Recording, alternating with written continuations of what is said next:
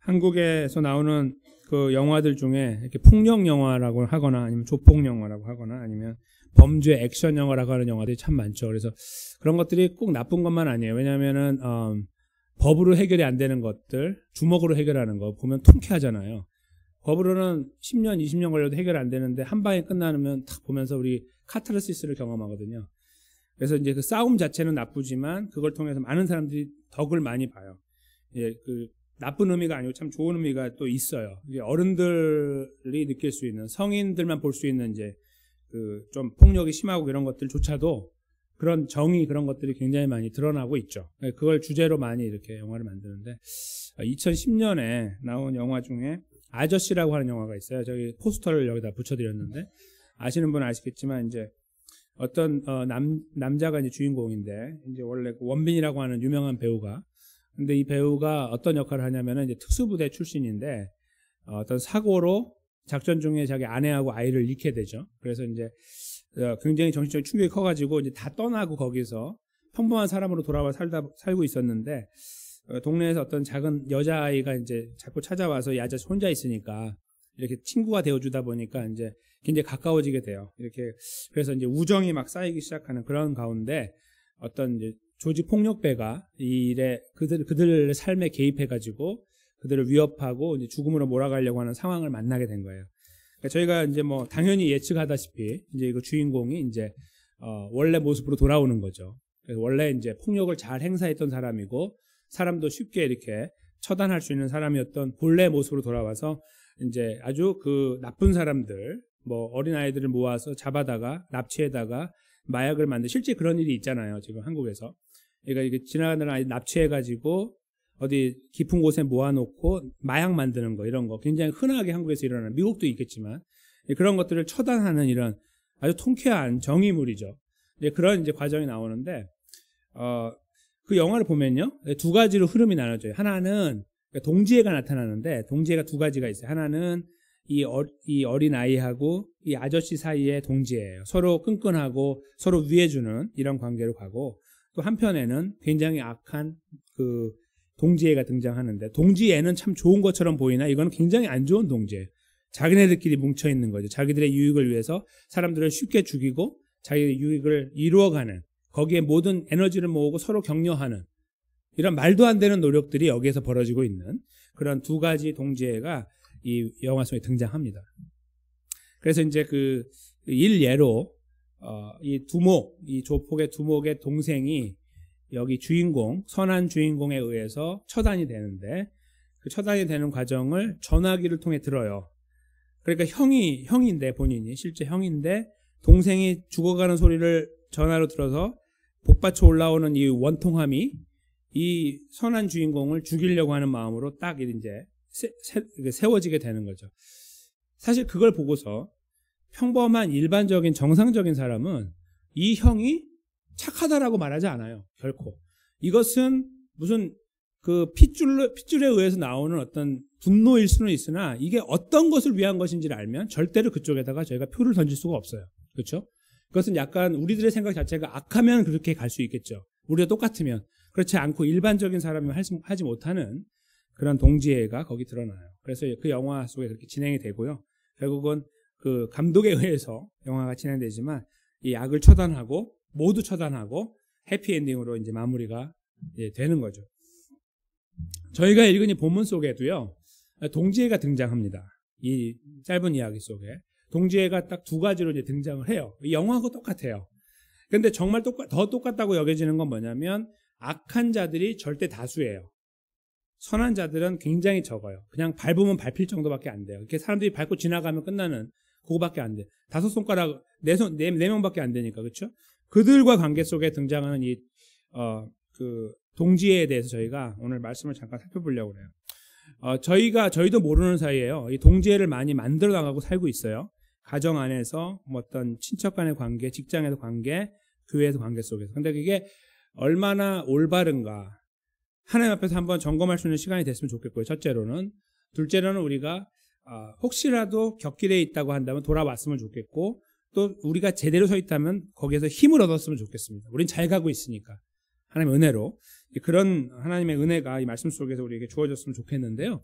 먼저 저희가 그 지난 시간에 살펴봤던 대로 이스라엘 백성들이 이제 광야에 모여 있을 때에 하나님의 명령에 의해서 12명의 정탐꾼을 뽑고 40일 동안 정탐을 하고 돌아왔고, 이제 그들의 그 보고에 따르면 사람들이 키가 크고 어떤 지역에는 이제 그 과실은 풍성하지만 포도가 크고 그러나 그 지역에 들어갔을 때 땅도 버림받은 땅처럼 보이고, 그래서 별로 얻을 것이 없으니 가지 않는 것이 낫거나 아니면 들어가면 죽을 거다라는 어떤 그런 식의 보고를 하는 것을 저희가 들었습니다.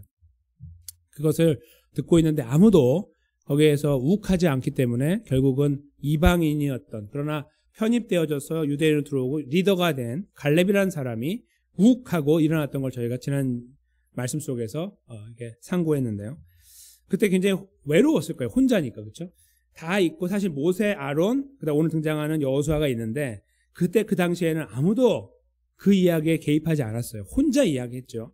왜냐면 외로운 싸움을 혼자 한 거예요. 근데 오늘 본문은 이제 거기서 이어지면서 등장하는데 그 이야기를 끝내고 났더니 백성들이 울었죠. 오늘 이제 본문에 보면 이 내용을 보면요, 막 속이 탑니다. 1절부터 4절까지 읽으시면요, 막 화가 치밀어 오르세요. 정말 우리가 하나님을 이 이야기를 전체를 이해하고 있다면 막 굉장히 화가 나요. 보기만 해도. 어떤 내용인지 보시면요, 그들이 소리를 높여 부르짖어요. 막 고함을 친 거예요. 분노의 고함이고 울어요. 도대체 왜 울어야 되는지 모르는데 울어요. 그러면서 이제 하는 말이 그 2절부터 이스라엘 자손이 다 모세와 아론을 원망하고 리더 두 명을 원망하면서 그들에게 말을 해요. 그 두 사람한테 우리가 애굽 땅에서 죽었거나 이 광야에서 죽었다면 좋았을 거다. 우리가 애굽에서 죽었거나 여기 나오지 않았거나, 둘째로는 여기 와서도 지금 이 지경까지 오지 않고 그 지난 한 1년 반 정도 사이에 죽었으면 좋았을 거다. 이런 말이에요. 왜 그럴까요? 이제 3절에 보면 이유가 나오는. 어찌하여 여호와가 우리를 그 땅으로 인도하여 칼에 망하게 하려 하는고. 그러니까 그렇게 죽었었으면 이런 고민을 하지 않을 텐데, 걱정하지 않을 텐데, 저 땅에 들어가면 죽는다고 하니 마치 불구덩이로 들어가는 느낌인데, 그러니까 왜 저기다 우리를 집어넣으려고 하지? 그런 거예요. 거기 들어가면 우리 처자가 사로잡히고 우리 와이프가 잡히고 우리 자녀들이 잡힐 건데 차라리 애굽으로 돌아가는 것이 낫지 않겠느냐 이거예요. 여기까지 한번 생각해 보세요. 지금 여기까지 하나님이 그냥 심심해서 그들을 끄집어냈습니까? 왜 끄집어냈습니까? 그 400년 동안 기도했잖아요. 살려달라고. 자기네들이. 우리 살려주세요라고 누가 기도했어요? 자기네가 기도했잖아요. 그래서 결국은 그 조상들의 기도를 이어서 자기네들 기도해가지고 결국 자기네들 구원 받았으니까 죽어도 땡큐 아니에요. 죽어도 땡큐예요. 그냥 나왔으니까. 자기 소원이 이루어졌잖아요. 죽어도 땡큐죠. 그런데 어찌 감히 이런 말을 하냐 이거예요. 이거는 진짜 무슨 그 악하다고 말하는 거 너무 가벼워요. 아주 더 심하게 쏘아붙여야 되는 아주 더러운 그러한 표현이에요. 그렇게 일단 그 상황에서 그렇게 이야기를 하고 그 다음에 이제 서로 말을 해요. 자기네들끼리. 이제 여기가 바로 동지애가 모이는 거예요. 그 악한 자들이 동지애가 생기는 거예요. 서로 위해 주는 거죠. 그의 내용이 뭐예요? 서로 말하되 우리가 한 장관을 세워서 리더라는 말이죠. 애굽으로 돌아가자. 이렇게 이야기를 한 거예요. 그러니까 지금까지 우리가 아주 놀라운 일들을 경험하고 한 2년여 정도 되겠죠. 어라운드. 그쯤 동안 우리가 홍해도 건너고 광야에 만나도 먹어보고 메추리도 먹어보고 다 뭐 좋은데 성막도 짓고 막 뭔가 되는 것처럼 보여서 야 이제 가는가 보다 했는데 갑자기 저 앞에서 갔다가 돌아온 사람 고작 12명 중에 10명이 말하는 이야기에 완전히 넘어가 버리는 거예요. 생각만 해도 막 열이 막 올라오는 이야기죠. 그렇죠? 와 어떻게 이렇게 300만 명 가까이 되는 사람들이 이렇게 한순간에 무너질까 이거예요. 그 하는 말이 결국은 돌아가자 이거예요. 모세고 뭐고 다 필요 없고 우리가 새로 하나 세워가지고 가자 이거죠. 리더를 세워가지고. 이렇게 말을 하는 이야기를 들을 때 모세하고 아론이 어떤 생각을 했겠습니까 도대체? 미친 거 아니야? 이랬겠죠. 이것들. 완전히 그냥 이거 인생 바닥이네. 이렇게 말했을 거죠. 속으로. 여기 보면요. 5절에 반응이 이렇게 나와요. 이들이 아무 말도 못하고 팍 쓰러져 버리죠. 모세와 아론이 이스라엘 자손의 온 회중 앞에 엎드려 버리는 거예요. 이 엎드림의 의미는요. 그들을 바라볼 때 더 이상 아무것도 건질 수 없는 완전 바닥을 기는 인생들이구나라는 그 실망감이죠. 첫째는. 둘째로는 위협일 수 있어요. 너무 큰 위협 속에서 어찌할 바를 몰라서 무너져 버린 거예요. 그냥 확 주저앉아 버리는 거죠. 그 아론과 모세의 이런 행동이 느껴지십니까? 이 아무 말 하지 않고 팍 엎드리는 이 모습은 많은 의미를 담고 있다고 생각이 들어요. 저것들을 내가 뭘 예쁘다고 지금까지 내가 희생하며 왔나, 이런 생각부터 시작해가지고요. 그렇죠? 죽음의 위협도 많고 어려운 것도 많았어요. 모세는 가족을 버리고 여기까지 왔잖아요. 사실은 물론 지금은 이제 다시 회복이 됐지만 버린 게 진짜 버린 건 아니었고요. 그런 과정들 다 떠오를 거 아니에요. 내가 뭐하러 이 짓 하고 있지, 이거죠. 그런 것들이 다 몰려와가지고 완전히 아무것도 말을 못하고 팍 쓰러져 버린 거예요.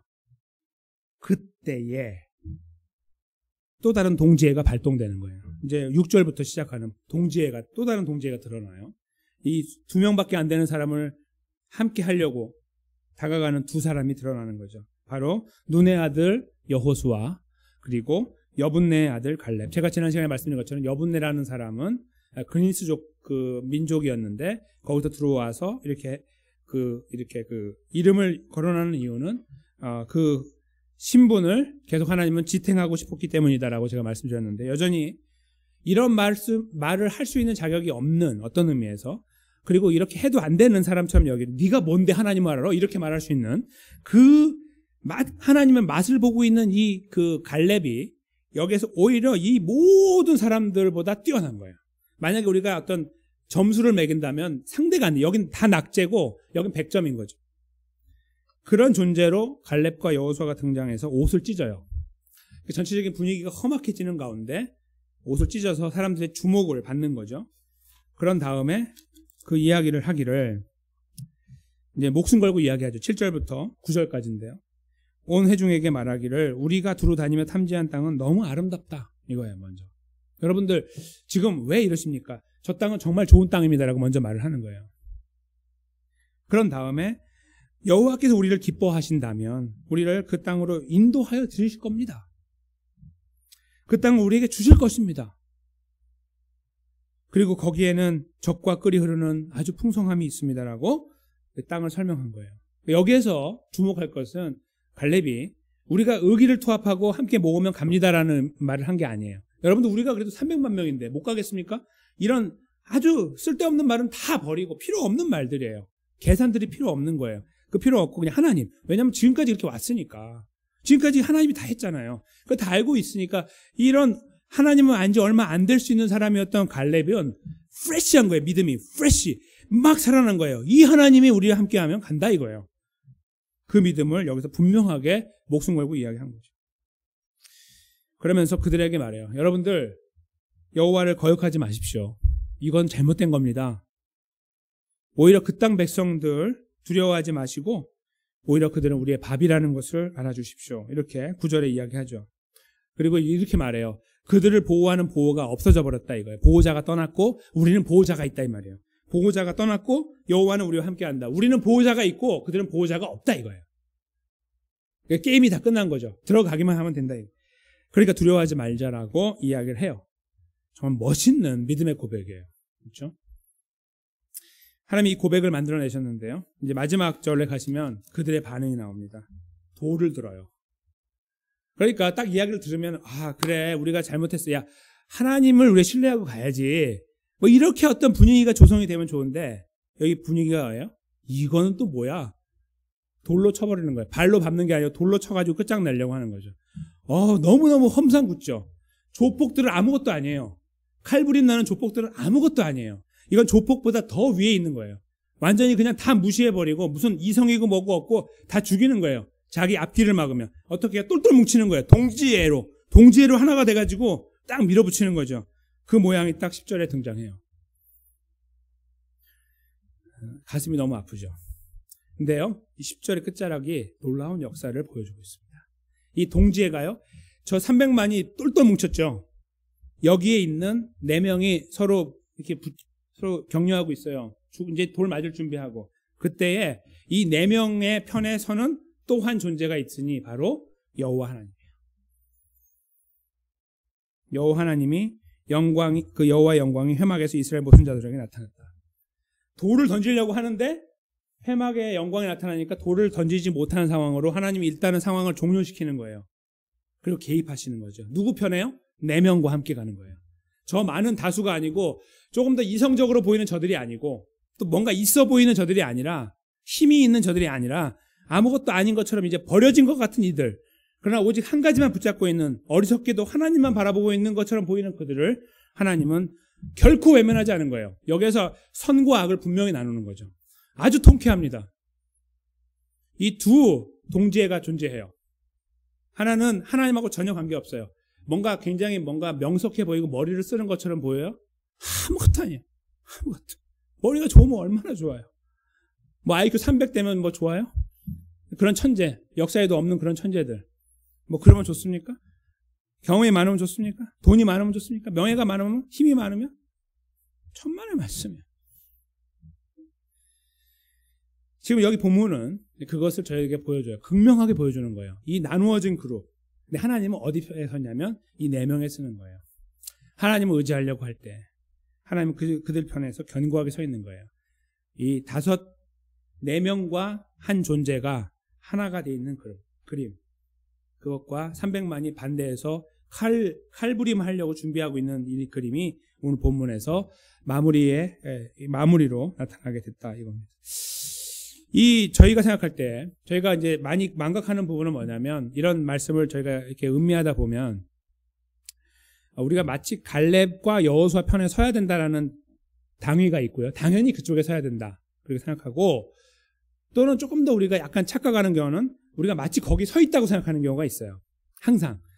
그러니까 우리가 거기 서야 되고, 나는 거기 서 있다라고 생각해서, 내가 믿음의 사람의 자리에 이렇게 서 있고, 나는 그 믿음을 함께 믿음의 동지애를 나누는 사람이라고 생각할 수가 있다 이거죠.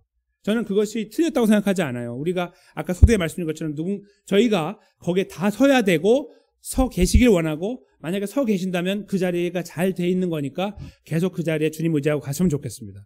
그러나 저희가 여기서 놓쳐서는 안 되는 부분은 조금이라도 시간을 내가지고 떠올려 봐야 되는 것이 있어요. 도대체 우리는 어떤 동지애에 더 많이 시간을 쓰고 있고 에너지를 쓰고 있냐 이거예요. 도대체 우리가 관계하고 뭔가 힘을 모으려고 하는 그 그룹은 가정이건 교회건 직장이건 어떤 것들이냐 이거예요. 도대체 무엇을 위한 것이며 거기에 거기에서 나오는 생각의 근거는 뭐냐 이거죠.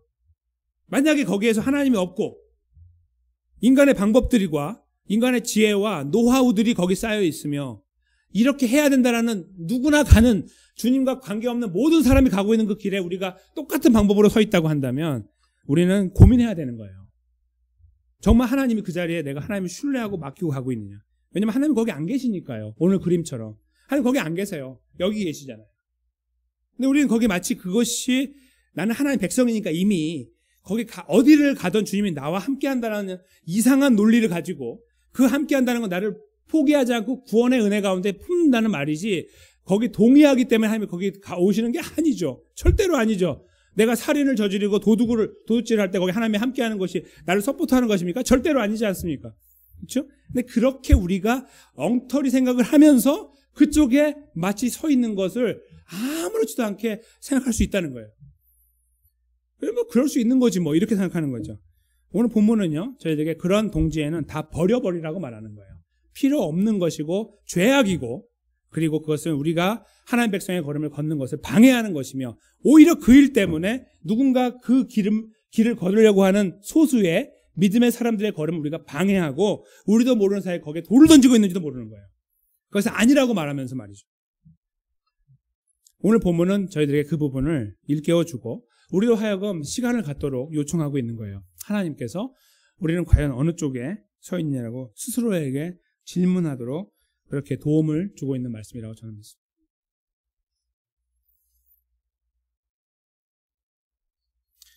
저희에게 주어져 있는 상황과 환경, 그리고 그것을 극복할 수 있는 에너지, 그 힘은 때로는 저희가 믿음 안에서 그 세상적인 지혜와 지식과 경험들을 모아서 나가기도 해요.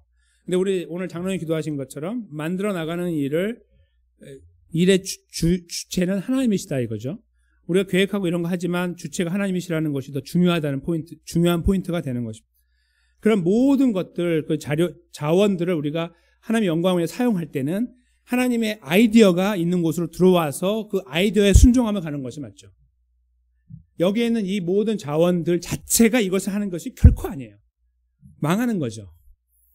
오늘 본문이 그걸 보여주는 거예요. 이 자료를 보니까 안 되겠네. 하나님을 등을 돌려버리는 결론으로 딱 가는 거예요. 거기에 무슨 누구가 하나도 이야기 안 해요. 야, 이렇게 하는 건 너무 심한 거 아니냐? 아무도 안 해요. 어떻게 이럴 수가 있어요, 세상이? 주님이 얼마나 마음이 아프셨겠나 생각이 들어요. 이 상황을 보면서 하나님 얼마나 마음이 아프셨을까 생각하는 것입니다. 그런데 공교롭게도 저희도 모르는 사이에, 저 자신을 포함하여 저희가 어쩌면 우리도 모르는 사이에 자꾸 그런 쪽에 서려고 하는 그런 이 의도와 생각들이 있을지도 몰라요. 어떤 경우에요? 힘들다고 여겨질 때, 불가능하다고 여겨질 때, 이건 아니라고 여겨질 때, 뭔가 그런 것들이 있을 때 이런 시간을 만날 수가 있지 않을까 생각하는 것입니다. 특별히 가정 안에서부터 우리가 돌아보면 우리의 그 위치와 나의 것, 뭐 부모로서 자녀로서 가지고 있는 어떤 그런 위치와 거기에서 우리가 생각하고 있는 우리만의 어떤 누리고 싶은 것들, 이런 것들이 이렇게 무너지거나 망가지는 것처럼 여겨지거나 좌절된다고 여겨질 때 바로 그 모습하고 여기에서 가나안 들어가는 거 똑같은 거거든요. 그런 상황을 만났을 때 우리가 어떻게 반응하냐 이거죠. 예를 든다면 그때 우리가 이 말씀을 그래서 묵상하고 우리가 한번 말씀 위에 생각을 해야 된다는 것입니다. 그냥 그것은 그거고 나는 이렇게 가고가 아니라 우리도 모르는 사이에 그 인간적인 그런 생각의 발동 위에서 나는 꺾이지 않으리 뭐 이런 거. 그래서 그런 것들을 유지하다 보니 상대방이 무너지고 주저앉는데도 불구하고 아무런 거리낌 없이 밀어붙이는 상황들. 모세와 아론과 이 4명이 그렇게 하고 있을 때 돌을 던지고 있는 상황들, 이런 상황들 속에 어쩌면 부족한 저희들이, 저 자신이 순간순간 세워져 있을 수 있다라는 생각을 한다는 것입니다. 저는 사랑하는 성도님과 제가 이 불신의 동지애를 버리고요, 믿음의 동지애를 발동하면 좋겠습니다. 불신의 동지애를 버리고 하나님을 신뢰하지 않는 이 모든 거기서 만들어내는 이상한 동지애를 다 버리고 부정적인 생각과 부정적인 그 의견과 부정적인 믿음, 아예 안 돼, 하나님이 뭐 다 하시나? 이게 안 되는데 어떻게 해라는 그런 여러 가지 그럴싸한 이야기들이 우리 앞에 있거나 가정 안에 있거나 교회 안에 있거나 직장 안에 있을 때 거기에 우리가 귀를 기울이는 게 아니죠. 귀를 기울이는 순간 우리는 이쪽을 완전히 무시하게 되는 거예요. 그래서 우리도 모르게 돌을 들고 있는 거죠. 그러지 말고 하나님 편, 그것을 저희가 깊이 생각할 수 있는 기회가 필요하다는 것입니다. 그때 저희는 사실은 그런 모습을 통해서 하나님 백성의 걸음을 걸어갈 수 있는 것뿐만 아니라 하나님의 신실하심을 또 거기서 보게 되는데요. 로마서 16장 3절 말씀을 제가 여기다 가지고 왔는데요. 이 성경 안에서 보여주고 있는 이 동지애를 이렇게 저희가 읽어낼 수 있는데, 너희가 그리스도 예수 안에서 나의 동역자들인 브리스가와 아굴라에게 문안하라는 말씀을 통해서, 저기 동역자라는 말이 있잖아요. 저게 요즘 번역으로 나온 성경에서는 동지라고 써 있어요. 같은 말이에요. 그러니까 그들이 동지라는 거예요. 그래서 성도들은 서로 믿음의 동지라는 거예요. 그러니까 우리는 어떤 경험의 동지, 무슨 어떤 무언가의 동지가 아니고요, 믿음의 동지예요. 다 나이가 많건 적건 다 믿음의 동지예요. 믿음 안에서 믿음을 공통 분모로 삼는 동지가 되는 거죠. 그게 교회 안에서 성도들의 관계의 핵심이 되어야 되는 것입니다. 어떤 이해 관계가 아니라. 그래서 저 부분을 저희가 읽을 때, 우리가 이제 저렇게 마치 오늘 본문에 등장하는 모세, 아론, 특별히 그 여호수아와 갈렙의 이런 걸음들을 보면서 바로 저 부분을 캐치를 해야 된다는 것이죠. 우리가 그렇게 해야 되겠구나 라는 것이, 믿음의 걸음에 함께 해야 되겠구나, 소수라 할지라도. 그것이 제일 중요한 것이고요. 둘째로는요, 이 관계를 하나님은요 아주 격상시키시는 장면이 나와요. 사도 바울을 통해. 고린도전서 3장 9절입니다. 다음 부분인데요. 한번 읽어보겠습니다. 시작. 우리는 하나님의 동역자들이요 너희는 하나님의 밭이요 하나님의 집이니라. 아멘. 복음을 전하고 있는 그들을 스스로가 평가하기를, 하나님 영감으로 평가하기를 하나님의 동역자라는 거예요. 하나님과 같은 레벨에 어떤 속한다라는 의미보다는 같은 길을 가고 있다라고 볼 수 있는 거예요. 동지라는 것이죠. 하나님이 위에 계시고 나는 따라가지만 같은 길을 가고 있다는 거예요. 그런 의미에서 동지는 우리 서로 간의 관계 속에만 머무는 것이 아니라 오늘 본문에서 잘 지적한 것처럼 하나님의 등장으로 재조명되는 거예요. 그건 뭐냐면 사람들이 서로 격려하고 가는 것도 중요하고 때로는 그것이 의미가 있지만 거기에서 우리가 무너질 때가 있거든요. 너무 힘들어요. 그게. 그래서 잘 못 갈 수가 있어요. 그때에 우리가 모두의 눈을 들어서 하나님을 바라보는 거예요. 오늘 본문에 하나님이 등장해서 모든 상황을 종료시킨 것처럼 나는 이들 편이야라고 하면서 종료시킨 것처럼 바로 그런 하나님이 우리의 동역자가 되시는 거예요. 우리의 동지라는 함께 가고 계신다는 것이죠. 그래서 사도 바울은 복음의 그 걸음 속에서 경험한 거예요. 하나님의 이 영감으로 그렇게 하나님의 동역자됨을 표현하게 됐다는 것입니다. 그런데 하나님 말씀은 여기서 멈추지 않고요. 바로 이 동역자 되시는 하나님이 예수 그리스도의 영이신 성령님을 통해 우리와 함께하고 계시는 거, 그걸 예수님의 말씀을 통해서 우리에게 마무리 지어주고 계세요. 마태복음 28장 20절 하반절 말씀인데요. 저희가 이 말씀도 함께 읽고 말씀을 마치겠습니다. 볼지어다 내가 세상 끝날까지 너희와 항상 함께 있으리라 하시니라. 네, 그렇습니다. 오늘 본문에서는 하나님이 저기 계시다가 들어온 것처럼 보였어요. 21세기인 지금 예수 그리스도가 오시고 십자가와 부활 사건을 완성하신 이후에 저에게 보여주는 그림은 달라요. 우리 안에 계시는 거죠. 그러니까 밖에 계시다가 뛰어와야 되는 존재가 아니라 우리와 하나가 되어 있는 거예요. 하나가. 그 존재로서 우리와 함께 끝까지 가는 거예요. 그것이 예수 그리스도의 존재이고 성령님을 통해 우리에게 함께하고 계시는 역사인 것이죠. 바로 그것을 오늘 이 새 말씀, 마지막의 말씀을 통해서 확인하게 됩니다. 즉 저희는요, 때로는 어쩌면 혼자일 수도 있는 상황을 만날 수도 있어요. 믿음 때문에. 가정 안에서나 교회에서나 직장에서. 그때 우리가 주변을 바라보지 않고 하나님을 바라볼 수 있는 눈, 그것이 필요합니다. 그 하나님 우리의 삶에 개입하셨고요. 홍해를 가르고 그들을 구원한 것처럼 우리를 구원하여 주셨고 여기까지 인도했어요.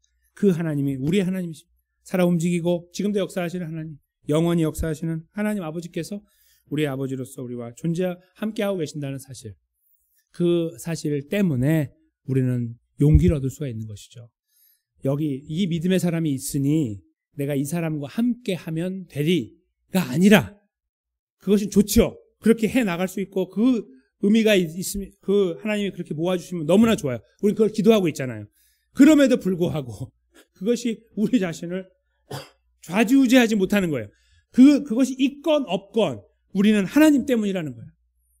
그 믿음, 오늘 본문에서 내가 이들과 함께해라고 쏘아붙여 말씀하시는 것처럼 등장하는 하나님의 임재, 이것을 저희가 다시 바라보면서 그렇지, 하나님이 나와 함께 하시지, 나와 함께 하시지, 나의 동지가 되시지, 동지애를 발휘하고 계시지, 나를 불쌍히 여기시면서 그 눈을 저희가 열고 하나님의 백성의 걸음을 걸어가야 된다, 이렇게 생각합니다.